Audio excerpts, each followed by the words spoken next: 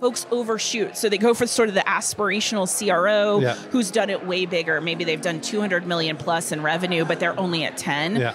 Those folks are going to fail out because they're going to get so frustrated because you're not going to have the infrastructure. So you want somebody who has had to put the infrastructure in place that needs to be put in place.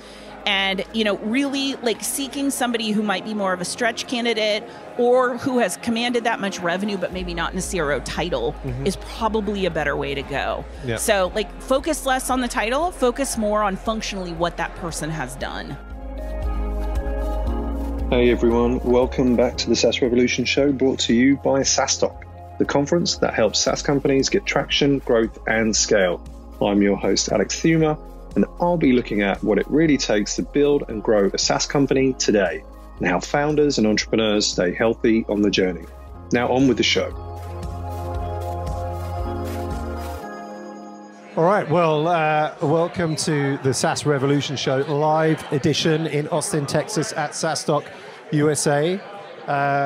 Really delighted to be joined today by Stevie Case, who is the CRO at Vanta. Welcome, Stevie. Thank you. I'm so excited to be here. Yeah, no, thanks for coming to the inaugural SaaStock USA. It's only the morning, but we've had some great sessions today. Great vibes. Around about sort of 800 people here from 25 different countries, so a bit of an international event. I'm really excited about Austin becoming the home for SaaStock in the US. If you had to pick a city, for your own conference, like where would you go? I think you made an excellent choice, and it just so happens that I had to do that. We did our own big kickoff for our go-to-market team just a couple of months ago, and we did it in Austin. Oh. So great choice. Thank you. Well, I can't take all the credit. The team did look, but actually last year, how did we end up in Austin? Do you know what we did? We asked our customers, and we spoke to them, and we got a short list, and it was Austin, Miami, and Nashville.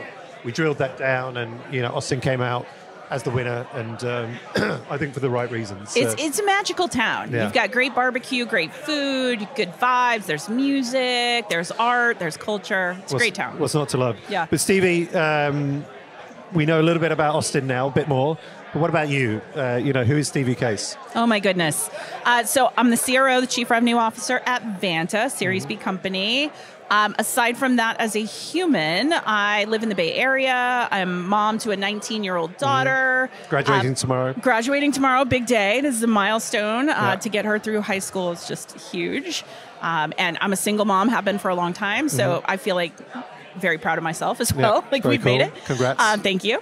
And I've got a kind of weird, interesting backstory in how I came to tech. I actually started in tech as a professional video gamer. I was the world's first female pro gamer way back in the day. And that led me from what was supposed to be a career in law and constitutional law into technology. And it was not planned, but here I am. Very cool. Well, you got something in common with our director of sales, who also used to be a pro gamer, and he loves to tell that story. There's a lot of us. Yeah. There's a lot. It's funny, if you talk to founders, a lot of founders are gamers, either in their origin story or in their background. CEO of Shopify is a big gamer. Like, there's a lot of us out there, and I think truly, even so, I'm a CRO now. I think of the CRO job a lot like it's a lot like a game. It's resource allocation, it's math, it's strategy, it's people. It's a lot of the same elements. Yeah, very cool. And so tell us a little bit about Vanta. So you're the CRO there, but what is Vanta? What does it do? And what's the founding story? Why was it created? Yeah, so we have such a cool CEO founder who created a market where there was not. So Vanta today is a trust management platform, and our origin was in automated compliance. So our founder, her name's Christina Cassiopo, just brilliant founder, history in VC, a history as a product manager. She had built products herself in the past. She was actually the PM on Dropbox Paper. And in that experience of being a product manager, she had to bring products to market. And one of the things she encountered is that as she tried to bring products to market within a big company at Dropbox, suddenly one day legal showed up and knocking at her door and said, hey, I know you're giving this to our existing customers under their current contract, but like, are you SOC 2 compliant? Are you do you understand the contractual obligations that we have in place? And we don't think you meet them. And, she went off to diligently Google SOC 2 and understand what even is that. And in that process realized what a lot of folks building SaaS realized, which is there are a lot of burdens around being compliant and showing that you are securing customer data and that really customers and folks buying your software can trust your software. So it was around the same time of the Equifax breach. There was a lot of buzz in the market about data security.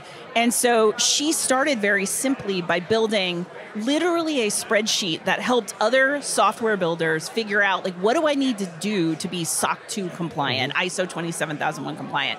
And she showed that to other founders and said, hey, is this helpful? And they're like, oh my gosh, I would pay just for the spreadsheet. She thought, okay, there's something here. I ended up building into that an automated platform that helps people building SaaS to build it in a compliant and secure way right out of the gate. So we work with tons of founders.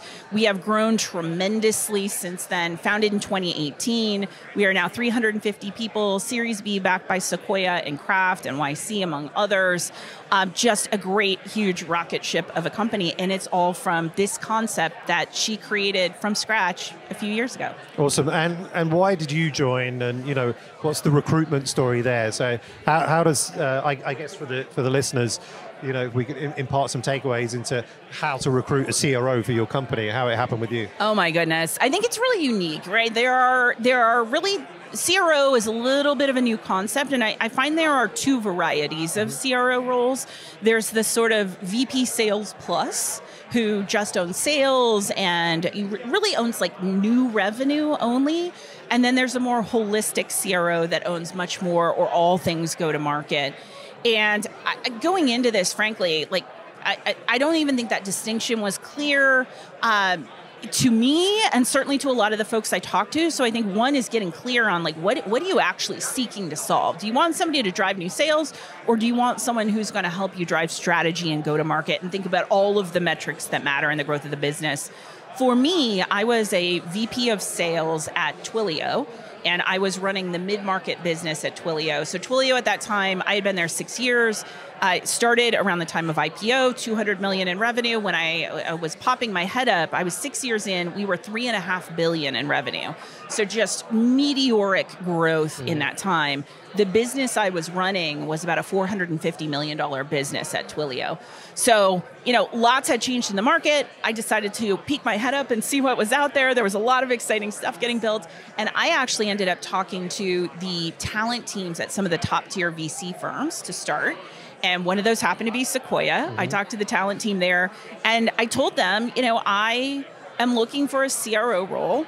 I want to join a company that's post-product market fit, has just a lot of growth, and is looking for somebody to help them scale. I learned how to run scale at Twilio. I want to help a company scale, and I want to work with a really killer founder, somebody who is in it to win it and genuine and authentic and not super cynical, really deeply cares about what they're doing. And so Vanta was one of the companies on the list, and very quickly I talked to a recruiter the next day. I talked to Christina, the CEO founder, the next day after that, and we just completely hit it off. And it was a quick process from there. It was still, market was super hot, so things were moving quickly, but we just had this multi-week courtship. Yep. And I think truly if you want to recruit a great CRO, it doesn't typically look like a traditional interview process. It is going to be a lot more about that mutual fit. Can you build that trust? Do you think about business and life the same way? And we found we really clicked. So let's talk a little bit about what a CRO does, right? And kind of diving into that. So when does a company need a CRO, in your opinion? It really depends on the company. So for me, coming into Vanta, the mandate was a couple of things. One was, okay, we've got great up and to the right growth. Company is still growing. Revenue's coming in the door. But it was clear that we were at that moment of needing to lay the foundation for true scale. So the reason it made sense at Vanta, and initially I just took on sales, there was a sales team. There was no segmentation. There wasn't really a lot of differentiation. There wasn't a lot of methodology in the sales process. So it was clear that structure would set Vanta up for that next part of the journey. So that journey past 100 million in ARR to $1 billion, that was what they were looking to accomplish. And so in that initial set of months, I had sales, and the mission was, let's set this up. So we suddenly had a lot of ankle biter competitors as well.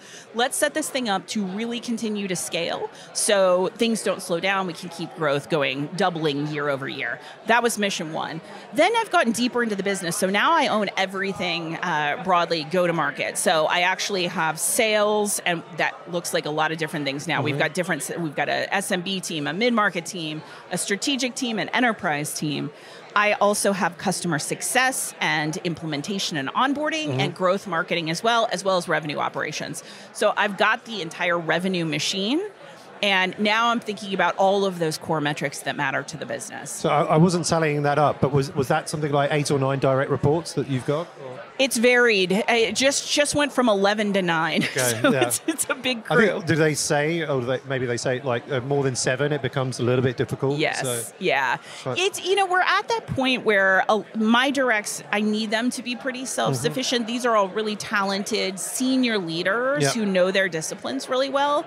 But part of what I am working on to build the scale at Vanta is to put senior leaders over, like revenue operations is a great example. I actually don't have a head of revenue operations right now. So I've got all the disparate functions of RevOps reporting to me. Yeah. So I'm hiring a leader for that RevOps team who's going to be a strategic partner to me. And you, I would imagine, but correct me if I'm wrong, are reporting into Christina? Yes, that's correct. And so how often do you report into, and what does that look like? Obviously, without sharing like the details, but what does it look like reporting into the CEO? I mean, that was critical to me. I wanted to have that tight partnership, and Christina is a lot of what brought me to Vanta, because I think she's brilliant. She is such a smart, strategic, pragmatic leader. Yeah. So, we talk basically every day. Yeah. So we have a very tight relationship. What it looks like really is I am rolling up a revenue forecast for the business on a weekly basis. I'm reporting that both to Christina and our full leadership team for visibility. So that is all of the metrics for the business. So new sales, new logo sales, it's our retention metrics, it's expansion, it's all of the core important metrics.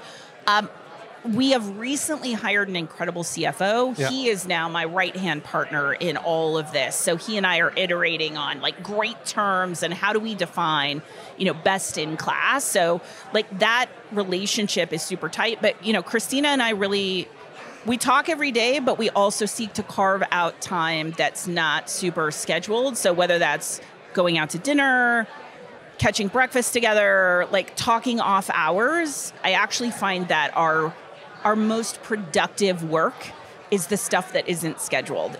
We have a team happy hour, and then she and I hang out for 4 hours talking after the happy hour. It's those informal conversations, and that relationship has become extremely critical. Very cool. What about, since you've joined sort of Vanta, what are some of the things that you've implemented and brought to the business? Maybe a couple of lessons and things that you can share there. Yeah, there have been a few. One was, so we've got a lot of ankle biter competitors. Yeah. We had a lot of copycats come on the scene. This thing Christina created had huge demand. Yeah. And folks saw that, so they went and tried to build copies. One of the things that we had to figure out how to do was how do we face that? Because a lot of times copycats and ankle biters come on the scene and they're going to underprice. That's strategy one. They'll say, we've got the same thing, but it's half the price. And, a lot of people will go for that. So facing that, I implemented a couple of key things that have really moved the needle. One was we moved to a value-based selling methodology. So in the old days, there was a lot of inbound demand. Generally, folks were coming to us. They knew what we did. They understood the value. They already knew they wanted to get their SOC 2 done or deal with ISO 27001. So as we had to expand more quickly and face those competitors, we had to really nail our value-based messaging. So it was a whole new methodology, a new discovery framework for the sales team. That was sort of mission number one. Mission number two was, everybody was dealing with competitive pressure, we wanted to centralize a function that was focused on just winning versus this very aggressive competitive force. So we built this team called the CIA team. It was the Competitive Intelligence Agency. And it was 3 sellers, and their job was to know the competition's products inside and out, and both prospect and try to rip and replace from competitors, but then also to consult, whether it was in renewals or new deals. They would come in if it was a competitive deal to consult on those deals. That ended up being one of the most important things we did to build confidence, and it totally turned the tide because we had people dedicated to it. We had this dedicated kill squad, and they were just out to win versus the competition, and it rebuilt confidence across the entire team. So if SaaS founders are listening to this, which they will be, and they're thinking about hiring a CRO, how would you recommend they go about that sort of process? Like, what are the things to kind of think about? Yeah, I think that you really need to be thoughtful in that you don't want to just go for a name with good logos. You're going to want to look for somebody that has solved the problems that you're going to need to solve in the next 2 years. So, you want to look for somebody that's done a similar run of revenue. So if you're going 10 to 50 million, you want somebody that's seen like 10 to 50 million. Yeah. You want generally somebody who understands the dynamics of the type of sale you've got. I think one thing I see often happen is folks overshoot. So they go for sort of the aspirational CRO who's done it way bigger. Maybe they've done 200 million plus in revenue, but they're only at 10. Yeah. Those folks are going to fail out because they're going to get so frustrated because you're not going to have the infrastructure. So you want somebody who has had to put the infrastructure in place that needs to be put in place. And, really like seeking somebody who might be more of a stretch candidate or who has commanded that much revenue, but maybe not in a CRO title is probably a better way to go. Yeah. So focus less on the title, focus more on functionally what that person has done. Yeah, no, good advice there. And let's move into the quick-ish fire round. I called you Christina, Stevie. We're interchangeable at this point, honestly. What one thing has moved the needle the most for you in your career? Oh my goodness. So I had an incredible mentor at Twilio, and his name was George Hu. George was the COO at Twilio, and he was the COO at Salesforce before that. He was sort of Mark Benioff's right hand. And it was George that changed the trajectory of my career. And he came to Twilio, I had only been there 6 months. There was a very small sales team built on top of this PLG machine. And he came in as this very high-level COO, but what I loved about George is he would get in the field, he would go on sales calls, he would just sit in sales meetings, and he and I developed good rapport really quickly, and that partnership completely transformed my career because he was the kind of guy that would just challenge and ask questions, but he was very open to me challenging and asking questions too. And it was from him I learned this math-based model for how you operate a company at scale. So the methodology, the thinking about how the metrics of SaaS works, what matters, how you can adapt along the way as a company scales. So he took us from that 250 million to 3 billion. And he gave me great exposure in that. And he would really challenge me in ways that were deeply uncomfortable, but he would give me exposure. And the education I got through that partnership, we never called it a formal mentor relationship. He was just open to talking to me. And those conversations gave me that knowledge that put me in a seat where I could be a CRO. I think we need to do a whole separate podcast on this model. Yes. And that would be very interesting and go deep on that. What's the best advice you've ever received?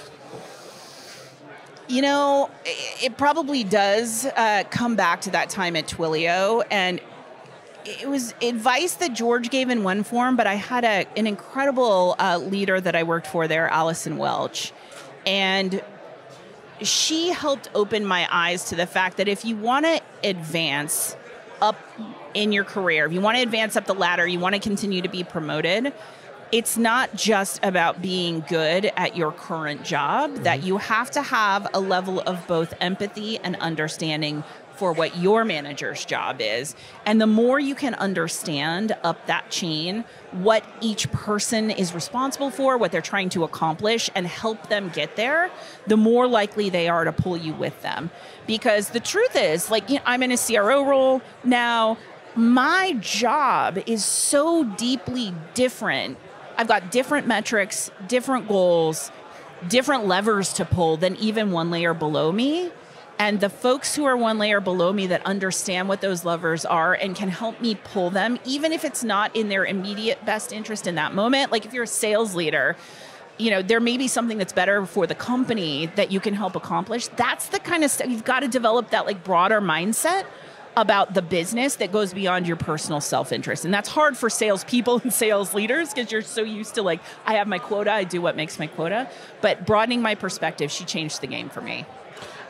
What's the biggest failure you've made and lesson learned? So many. Like, you know, I talked to a CRO friend not that long ago, and we were doing, we called it CRO therapy in the back of a conference, because it's, you know, truly the thing I find about this job is it requires a tremendous amount of confidence because you're making bets all the time based on incomplete data. And you know, so much of what you do depends on not just what's going on in your business, but what's going on in the market, trends, like things you don't have control or even full insight into. So it's easy to make mistakes. The key is to just identify them and learn from them. So, you know, one of the mistakes that I made early on, so Vanta is a great example. You know, we have an incredible SMB business. We sell to small companies, to founders. And on joining, the advice I got was, this is an SMB business, double down, hire a bunch more SMB salespeople. And we did that. That did not turn out to be the right decision whatsoever, because 2 months later, the market shifted. We saw huge opportunity up market, in mid-market, and even in enterprise. Like metrics in our own business shifted. And you look back 6 months later and it was like, oh my gosh, if I could go back, that was not the right profile of seller that we should have hired more of. We should have hired a little more upmarket. We should have thought about scale differently. We should have invested more in tools. So like that profile turned out to be the wrong one. It made sense, but you know, all we can do now is do our best to like recalibrate, learn, pay attention, and don't let pride get in the way of recalibrating. Like you've got to just take the lumps and say, yep, that was incorrect, and now I'm going to go another direction. What do you think is currently the hardest thing about scaling in 2023? Everything's hard about scaling in 2023. This is not an easy market for anyone. You know, we're really lucky. We're at this like apex of a market in security compliance that people are still buying in, and we're a tool that make people more efficient. So we've been really lucky. We're still growing. But even at Vanta, we're still doubling year over year. The expectation from the market, from investors, is that we do that dramatically more efficiently than we ever did in the past. So I think that we are exiting this decade-long push to just grow by adding capacity in the business, by literally adding bodies, to something very different. And it requires rethinking how and where we invest, what type of sales motion you deploy, how people even want to buy. Like one of the big shifts right now is everybody you sell to, even in a small business, you've got to articulate the value way more clearly, because almost nobody's writing and approving that check themselves now. They're going to have a CFO in the room, they're going to have a co-founder, somebody else is going to put scrutiny on the check. So just the level of thoughtfulness has to be much higher. So for me, what that looks like is I am doubling down on technology investments that will help us get more leverage and be more efficient.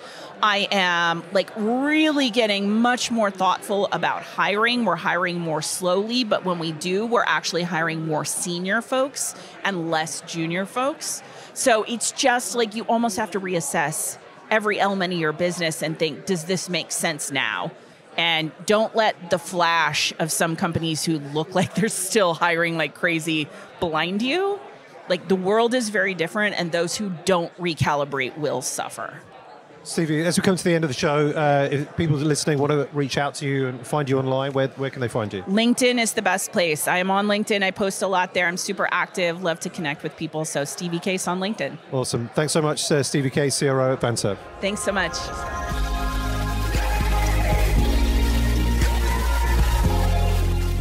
Thanks for tuning in to this week's episode of the SaaS Revolution Show. I hope you enjoyed it. And if you learned something from it, check out SaaStock.com/events to find all the upcoming SaaStock conferences around the world. Want exclusive SaaS content and actionable insights to grow your SaaS? Join our community of over 36,000 SaaS founders at SaaStock.com.